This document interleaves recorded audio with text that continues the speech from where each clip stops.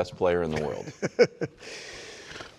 The reporter in me, and I covered the league for almost 30 years, wants to rightly be like, it's one game. I know he's played, a year and a half or whatever it was. But not even a year and a half because he got hurt.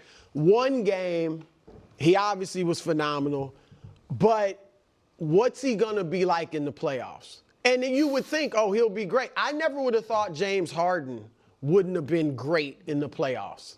I would have never thought Tracy McGrady would never win a playoff series. Now, McGrady was great individually, but never won a playoff series, even with Yao Ming.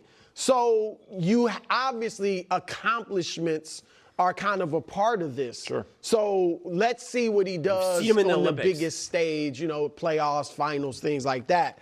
But in a vacuum, just kind of removing the accomplishments, and I'm serious, yes. Wow. I think I've said Jokic. Yeah. Right? Yeah. Here's the thing, and Jokic is obviously a better passer, a better playmaker, smart, maybe the smartest guy in the league, him, LeBron, whatever. So he's got that over Wemby.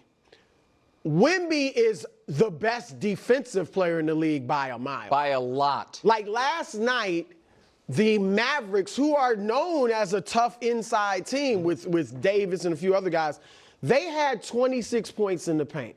Last year, in 1,230 NBA games, only 28 of those games did a team have 26 or fewer points in the paint. That's 2%. That was Wemby.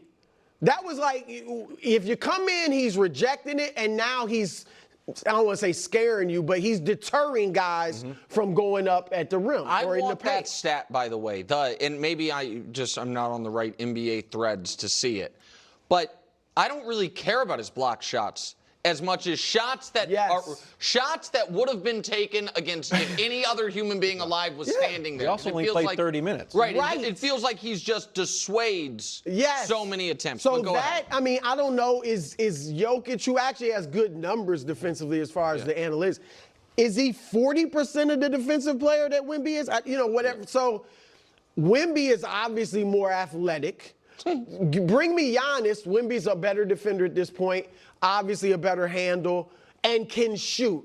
So you can actually go to Wemby at the end of a game and get a shot. You can't do that with Giannis unless you're just going to post him and turn around and shoot or whatever. Jokic, I hesitate to say it, but I'm just saying in a vacuum, like he can do everything. He is the first, I believe, 7+ footer with moves. Like, he's got moves. Kevin Durant is obviously great. Let's say he's a 7-footer. He's a great jump shooter, has handle, can go off the dribble. Wemby is making moves. He's spinning. Yeah. He's up and under. He's like, it looks like, you see, we had Olajuwon on yesterday. Wemby worked with him. You can kind of see what Wemby learned from, look at this. That's like a dude 6 feet tall doing that. That was insane. I don't understand it. I didn't understand what I was saying. And he cut the threes out. Which was smart. And he's still a decent three-point shooter, but he took two. He took two. One of them we just showed. Exactly right. So, and again, all of this is caveated by it's literally one game. Yes. But here is, you and I, our minds were in a similar place. He reminded everyone he's the best defender in the league by a mile. So if you are demonstrably the best defender in the league, how good do you have to be offensively to be the best player? Like, if you are, not just because we had Dream on yesterday, right? But that year and a half, Jordan was gone.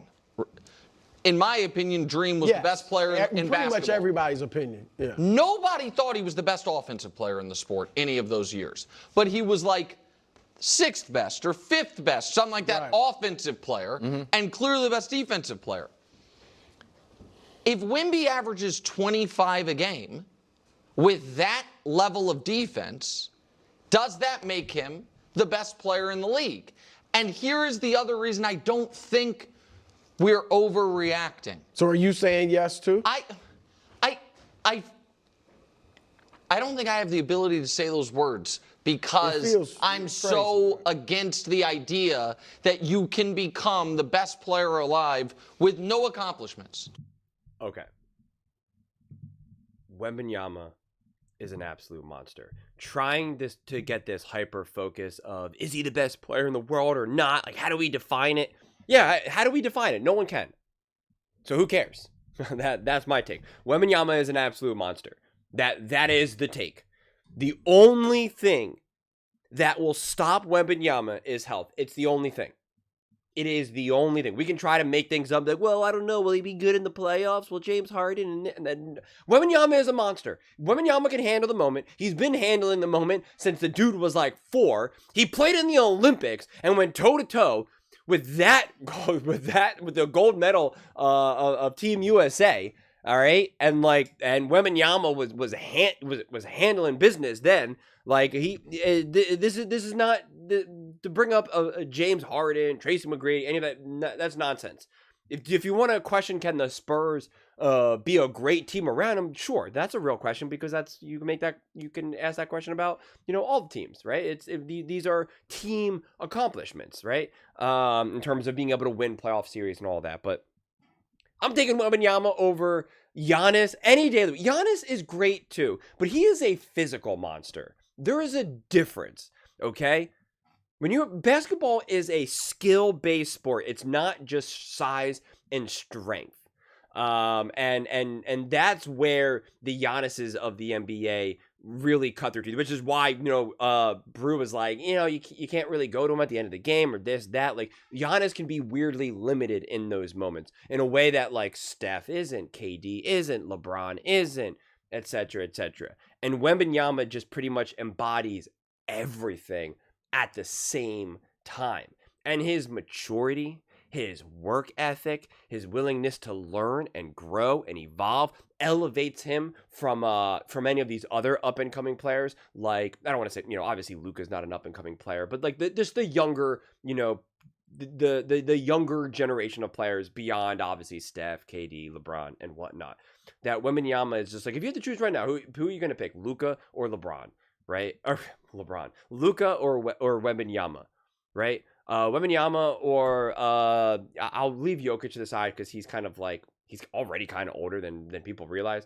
Kind of more on a bridge from the really older guys to the younger guys. But like, SGA, Halliburton, Jason Tatum. I'm trying to think of any of these guys who are like 26-ish, 27-ish, or younger.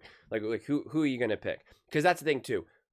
We've already essentially seen what the prime will be for, say, a Luka.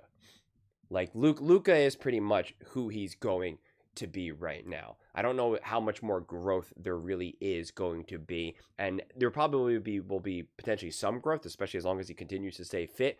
But, like, it'll be about what we've seen, just maybe slightly elevated. I'd make the argument that Luka actually is a rare occurrence where he's kind of reached his prime a little bit earlier and a little bit faster than maybe some of these other players typically do. Wembanyama still has so much growth. He's so young. Wembanyama is probably like 3 years away from his like true bona fide ceiling. I mean, think about that. And because of that, because he's so skill based and just physical dominance, that when you put that together, it's hard to actually process. It really is. I always made this joke on my on the football channel, JWL Sports, where we talk pretty much mainly NFL. And I always said, we talk about all these players, these quarterbacks, the GOAT, this or that, and I was just like, one day, like, there is going to be a monster quarterback. A quarterback that's like the size of LeBron James, just a physical monster who's just so big, so strong, can throw, can run, can do it all. And he's just going to take over. I'm not telling you that it's going to happen next week. I'm not telling you that it's happening in 10 years, but it's going to happen. It's guaranteed. It's all but a guarantee. We're going to see an absolute beast of a quarterback one day where we're just like, I've never seen that before in my entire life. It's just a matter of time. Again, 20 years, 30 years, however many years, it's going to happen. And it feels like we're almost starting to see that version of that with Wembanyama. That we're in the early stages of like, is this what I mean when I say we're going to see like a 6'7" monster quarterback just take over? Like this is in a way where we're seeing. That's why I say the only thing is health. That's the only thing. It's the only thing, because he is just such a monster. And so I'm not even overreacting to just this individual game itself. It's just what you see and what you know that he's capable of achieving. So that's the way how my mind looks to it. Trying to figure out like, well, what about his accomplishments and this or that? That's silly. I mean, that's, it's the NBA. The only time you're really winning at a really young age is if you get drafted to a team that already has like an all-time great special player, right? You're Magic going to Magic Johnson, or you're able to combine Kobe and Shaq. Like it takes time in the NBA. It takes years in the NBA. These guys are typically not truly winning until they're 25, 26, 27. And any of the guys that were able to win younger than that were an absolute outlier, and were really fortunate to go to a team that already had one of those special players who were 26, 27, 28, 29, 30 and beyond. So it takes time. And so to say that he's the best or not the best solely based on like what accomplishments does he have in the playoffs yet, that doesn't make any sense. Makes no sense. And LeBron and company talked about that whole, like, the notion that it's only, have you won a ring or not? Like, it's just, it becomes lazy conversation. But those are just my thoughts. I'd absolutely love to hear yours. What do you guys all think about Wembanyama? Is he already the best player in the world? Is it too soon to make that statement? Let me know in the comments below. I read every single comment, so whether you agree with me or disagree with me, either way, let's get in some discussions, let's get in some fights, but ultimately, let's just have some fun. Please do consider subscribing. We are building an amazing community here, and absolutely love to see you part of it. I want to build something that we all generally feel connected to, something that we're really excited to be part of. I think we're well on our way to doing it. And please don't forget to give this video a thumbs up. It really does help with the visibility and the algorithm. Thank you so much. See you next time.